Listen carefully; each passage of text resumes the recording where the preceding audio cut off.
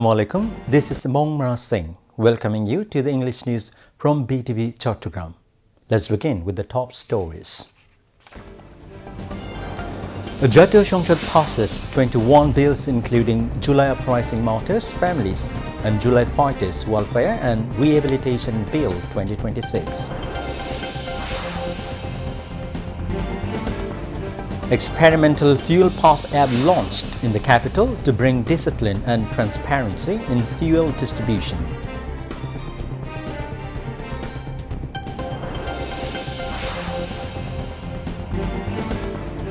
Bangladesh and Malaysia agree to ensure transparent hiring process as labour market reopening for Bangladeshi workers.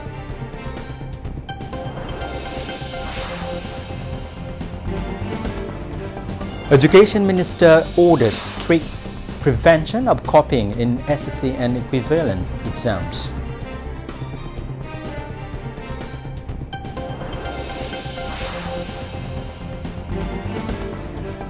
BNP starts selling nomination forms for reserved women's seat of Shongbad will continue till April 12th.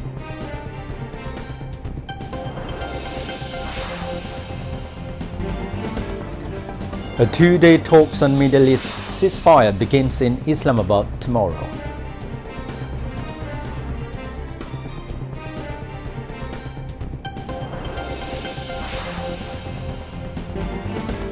And Bangladesh beat Chinese Taipei by 3-2 goals in Asian Games hockey qualifier in Bangkok.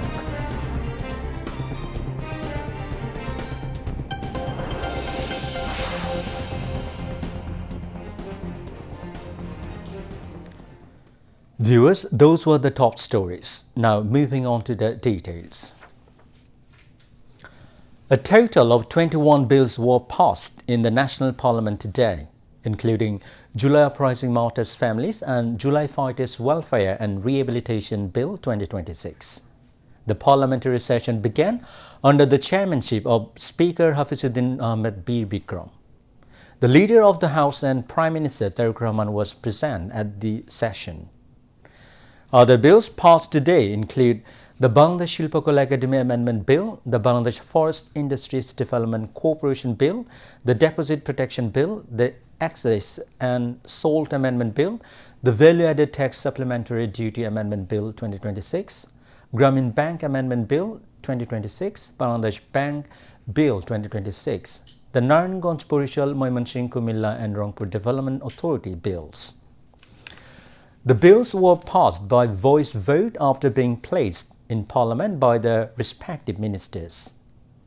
At the beginning of the session, Finance Minister Amir Khosrow Mahmood Chowdhury delivered a statement on the Rule 300. In his statement, the Finance Minister explained the economic context in which the BNP government assumed responsibility for the country and outlined the future direction of the nation. He informed Parliament that over the past 16 years, the fascist government and pushed the economy to the brink of collapse through unlimited corruption and unchecked looting, while also rendering social and institutional sectors ineffective. In the statement, the Finance Minister further said that immediately after the election, the government, under the leadership of Prime Minister Tariq Rahman, began implementing its electoral commitments without delay. A QR code-based fuel pass app has been launched to bring discipline and transparency to fuel distribution. The initiative has been launched on a trial basis at 2 filling stations in the capital. Among them is the Trust filling station in Tezgao, Dhaka. A fuel is being dispensed according to customers' allocated quota by scanning a QR code. As a result, the opportunity to take excess fuel is reduced and overall discipline is being ensured in the process. Regarding this initiative, Assistant Director of Trust Energy, retired Major Abulala Muhammad Tawhid, said that this digital system is increasing transparency in fuel distribution and making monitoring easier. Motorcycle riders using the app to receive fuel said that after registration, they are now getting fuel in much less time than before. To obtain a fuel pass, customers need to register on the website fuelpass.gov.bt. After that, by scanning the provided QR code, customers will be able to see their allocated fuel amount. Due to the impact of the Iran war, the cost of fuel imports has nearly doubled globally. Amid the global energy crisis, Bangladesh is also at risk.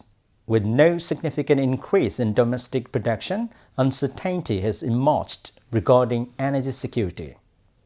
In this situation, renewable energy could be an alternative to tackle the challenge of managing pressure in the country's power and energy sector. Although renewable energy accounts for 5% of capacity, only 3.69% has been added to the grid, which is not sufficient to protect against the global crisis.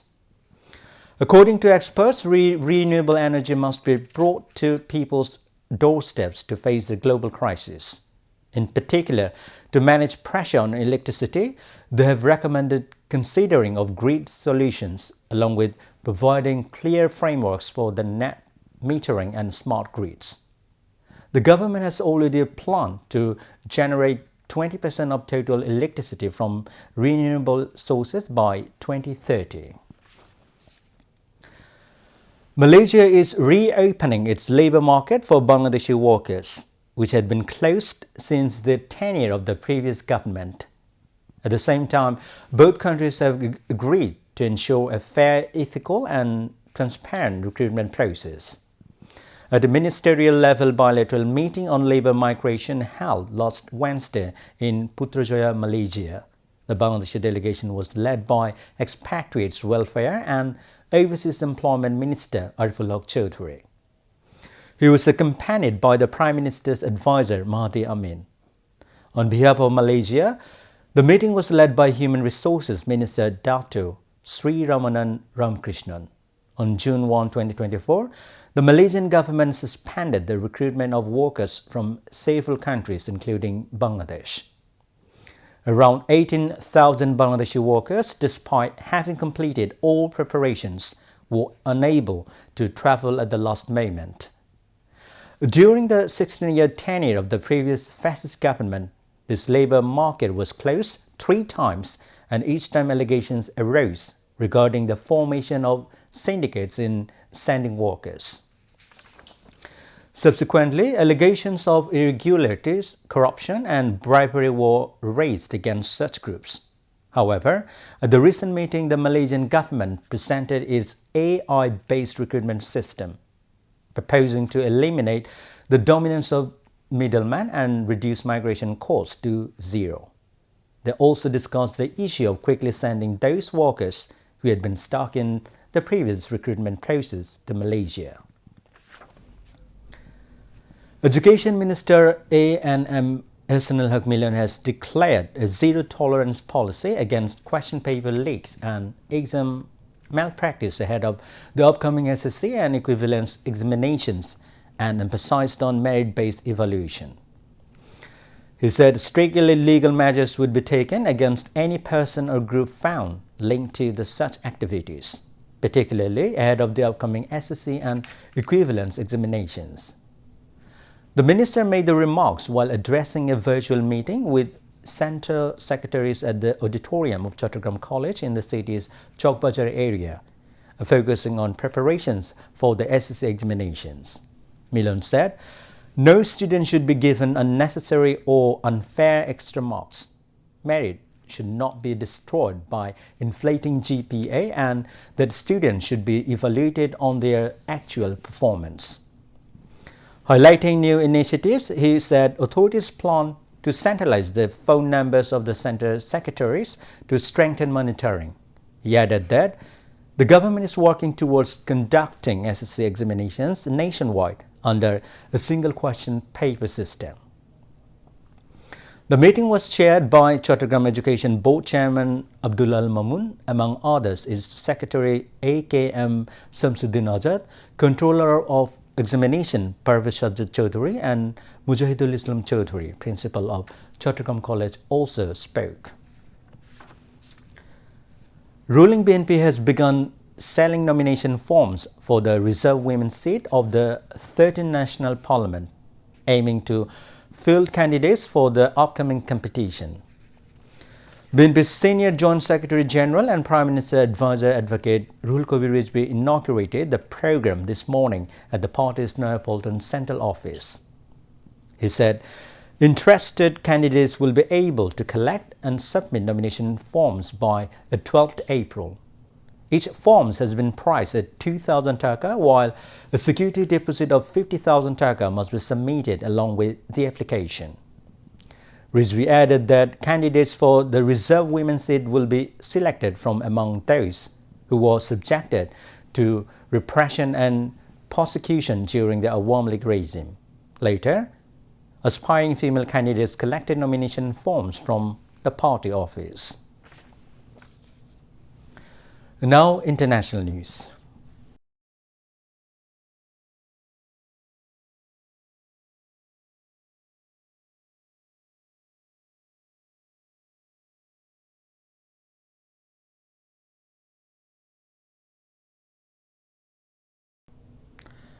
A two-day dialogue between the United States and Iran will be held tomorrow in Islamabad, the capital of Pakistan, with the aim of permanently ending the Middle East conflict.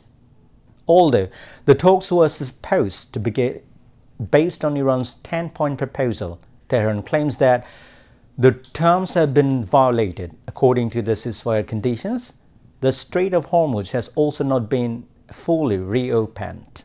Meanwhile, U.S. President Donald Trump has issued a fresh warning that if no agreement is reached, large-scale attacks will be carried out. At the same time, Iran's Supreme Leader Mustafa Khamenei has stated that Iran will not make any concessions regarding its rights. In this context, the dialogue is being held under strict security measures. After 6 weeks of conflict in the Middle East, a 2-week ceasefire is currently in effect. In this situation, both the United States and Iran are seeking a way out without becoming involved in further conflict. As part of this effort, high-level representatives from both countries are set to sit down for direct talks in Islamabad. The future of a permanent settlement framework depends on the dialogue, specifically whether the ceasefire can be transformed into a long-term peace agreement.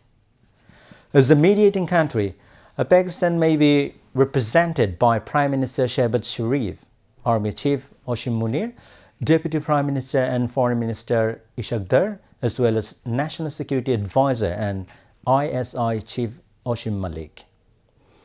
On behalf of the United States, participants may include Vice President J.D. Vance, White House Special Envoy Steve Witkoff, former Presidential Advisor Jared Kushner, and CENTCOM Commander Brad Cooper. From Iran, those expected to attend include Parliament Speaker Mohammad Bagher Ghalibaf, Foreign Minister Abbas Araghchi, and Deputy Foreign Minister Majid Takht Ravanchi. Additionally, due to the continued closure of the Strait of Hormuz even after the ceasefire announcement, global fuel prices have surged to record highs. Refineries in Europe and Asia are now having to purchase oil at around $150 per barrel. The declaration from Moscow came after Volodymyr Zelensky issued repeated calls for a ceasefire, all ignored by the Kremlin. Now, Putin has announced the truce on Saturday, 11 April through Easter Sunday, adding that he expected Ukraine to follow the example of Russia. He ordered his forces to be ready to intercept possible enemy provocations and any aggressive actions. Russia's tone and the attempt to steal the initiative will make Ukrainians bristle. But Zelensky soon posted on X that Ukraine was ready for symmetrical steps. The people need an Easter free from threats and real movement toward peace. He wrote, Russia has a chance not to return to strikes after Easter as well. Earlier this week, Zelensky said he had asked the United States to pass on a proposal for a holiday weekend truce to Moscow as a first step. Any respite from the fighting would be welcome for those soldiers along the long front line in eastern Ukraine, where they hunted relentlessly by attack drones. Now, sports news.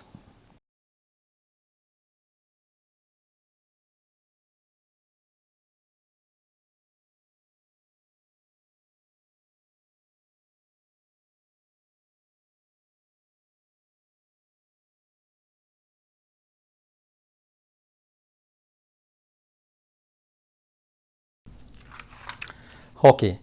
A Bangladesh hockey team finished 5th position in the men's Asian Games qualifiers, beating Chinese Taipei by 3-2 goals in the 5th to 6th place decider held in Thailand.